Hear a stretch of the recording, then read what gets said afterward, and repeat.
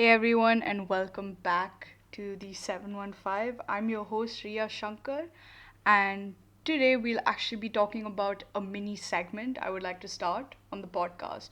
So, I'd like to call this Conspiracy Theories and True Crime. So, as the name suggests, I'm going to take either a conspiracy theory or a true crime. Sometimes it can be both. Like in today's episode, I will be talking about the JFK assassination. So I'll take a certain topic, talk about it, explore some conspiracy theories, and I'll be giving my view on them. So let's start because the JFK assassination conspiracy theory is one of the most vast, I would say. There is so much to it, so I think we should start right away. Right, so JFK, John F. Kennedy, he was a former US president, as I think everyone listening right now would definitely know who he is. The John F. Kennedy assassination is probably one of the biggest mysteries in the world. Arguably, he was just the 35th president of the United States, and he was killed, he was assassinated when he was about 46. That's not old at all, man. So he was assassinated in Dallas when he was when he was on a political tour. So he was in his car. It had an open, rooftop, like those super dope cars. And he just got shot. He got shot twice, allegedly. Once in the back and one in the head. So yeah, that's what happened. So funny story actually. I visited Dallas in the summer of 2019, and I was with my uncle and my cousin and my mom, and we were just walking about, and I was really tired. I was super bored. And then my uncle goes like, "Hey, by the way, this road over here is where John F. Kennedy was killed." And I was like, "What? That's insane." And then he points to this brown old building in the back, and he was just like, "Yeah, the shooter was apparently over there." And I was like, "What?" And I was like in awe for like the next 2 minutes. But anyway, Kennedy was taken to the hospital and he was pronounced dead 30 minutes later. Now, it's crazy because right after he died, not long after he died, there a commission was created. It was called the President's Commission on the Assassination of of President Kennedy, but that is popularly known as the Warren Commission. Now, what this Warren Commission's aim it was to basically find who the hell killed the president. So they were really efficient when it comes to the speed of trying to figure out things. But let me just say that they weren't really certain with anything. I guess that they just wanted to hurry things up to get down to who did this.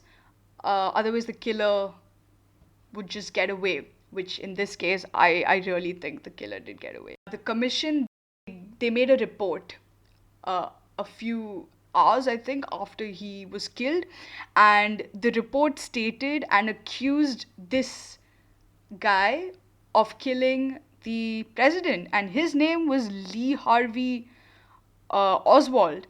Now, Lee Harvey Oswald, he was actually a former Marine, and I know it's crazy. Why would a former Marine, assassinate the president? Like, aren't you working for him? But no, he was actually said to have psychological problems, and he was said to be emotionally disturbed during the time. But at the same time, and I'm quoting directly from the report, I'm just reading out, it says that the commission has found no evidence that Harvey Oswald was part of any conspiracy, domestic or foreign, to assassinate President Kennedy, which basically means they weren't even sure that he killed John F. Kennedy, but they still accused him. On what grounds? I'll be honest with you, I, I don't know. The next point on the report was the commission has found no evidence. Like, I I don't know how they put it on the guy, but anyways, so the police get the guy, yeah, Lee Harvey Oswald. Cool, they detain him in the basement of the police station. Then this guy Jack Ruby, no one knows who he is, but he comes out of nowhere. So Jack Ruby is just this local bar owner, right? And he was in the police station at the same time when Lee Harvey Oswald was detained, and he goes and he kills him. He kills Lee Harvey Oswald. Now you can think of it in two ways. He killed him because he was furious, he was frustrated that, oh, this guy killed the president, because everyone, obviously, he probably wasn't thinking straight. Or people conspire that he Jack Ruby was actually part of the plan and he was trying to cover up Lee Harvey Oswald's crime. So he killed him so that, he couldn't admit to anything. But my opinion, I don't think Lee Harvey Oswald killed JFK, only because I don't think there's any evidence supporting that. But honestly, I don't think there's any evidence on who genuinely killed JFK. So you know what? Let's get into some conspiracy theories. It's been more than 50 years actually since he's passed away. And so many people still believe in conspiracy theories, which is insane because honestly, the world is a messed up place. Alright, so there is a conspiracy theory that there were two shooters, not just one. So there was said to be a, a grassy hill by the road because he was shot at the back and in the head. And people are saying that uh, there were two shooters, one at the building and one by the grassy knoll.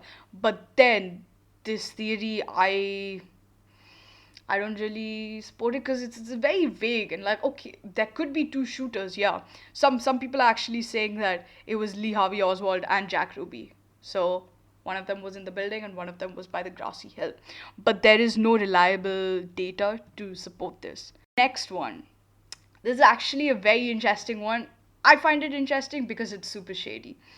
So this is the umbrella man theory. Now, this theory is so well known. In fact, Netflix released a documentary just on the umbrella man.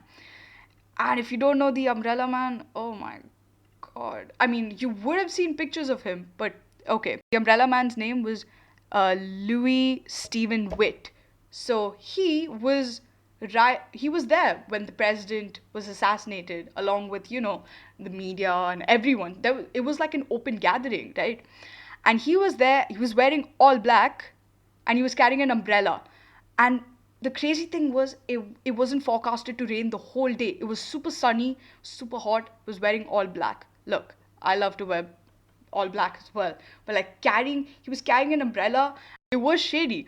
And the conspiracy theory is he carried the umbrella to give the shooter like a signal, right? Maybe when the president was at his most vulnerable position. Some and there's another one that some believe that he actually shot a poisonous dart from the umbrella. Like, yeah, sure. I think that one's a bit too far fetched.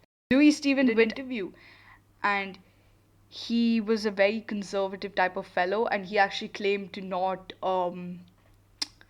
really like the president. He claimed to not be a supporter of his teachings and his followings. And he was asked, he had an umbrella that day, and he just said that he wanted to heckle the president. Now I'm not too sure what that means, but I guess it was just to like piss him off. I don't know. It's crazy because and he was asked, why don't you think it's a bit like sus that you were there, right when he was killed? And all he said was, yeah, wrong place, wrong time. I I don't know what to say about that, but theorists really believe he had something to do with the assassination of the president. I mean, why else would there be a fucking Netflix documentary? I mean, come on. Okay, this one is a good one. The next one, I think it'll be the last one because trust me, I can go on and on about the number of theories that there are behind JFK's assassination. But this one says that the mob was involved. People genuinely believe that JFK used the mafia's help to help him secure votes in the 1960 election, which you know, helped him win president. But there was this whole plan in place right when he entered office. It was the Bay of Pigs invasion. Now the Bay of Pigs is this small. It's by the coastline, the southern coastline of Cuba. Now when JFK was in office, Fidel Castro, the infamous former prime minister of Cuba, was seen as a major threat of the US. And JFK was like, "Yo, we let's plan an airstrike and let's get this guy." Now the crazy thing is, um, Fidel Castro came to know about it only because it actually appeared on the New York Times about this plan. And JFK was mad. Like, how could such a confidential plan appear on the front page of New York Times? I mean, Fidel Castro didn't even need to have like secret agents. He just had to read the fucking newspaper. The CIA didn't even call the plan off, knowing that, oh, Fidel Castro would have probably read the newspapers. They still did it, but that makes no sense because the element of surprise would have completely gone.